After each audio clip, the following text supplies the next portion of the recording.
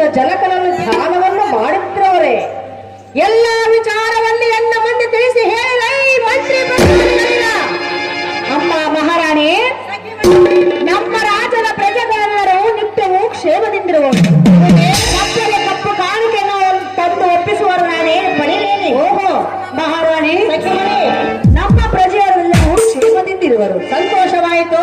ನಿತ್ಯವೂ ಚಿತ್ತ ಜನಕನನ್ನು ಧ್ಯಾನಿಸುತ್ತಾ ಕಪ್ಪ ಕಾಣಿಕೆಯನ್ನು ತಂದೊಪ್ಪಿಸುವವರಾಗಿ ಮುಂದೇನು ನಿನ್ನ ಅಪ್ಪಣೆ. ಸಖಿ ಮನೆಯರೇ ಮಹಾರಾಣಿ, ನಿಮ್ಮ ಮಾತು ಕೇಳಿ ಎನ್ನ ಮನಸ್ಸಿಗೆ ಬಹಳ ಸಂತೋಷವಾಯಿತು. ಅವರೇ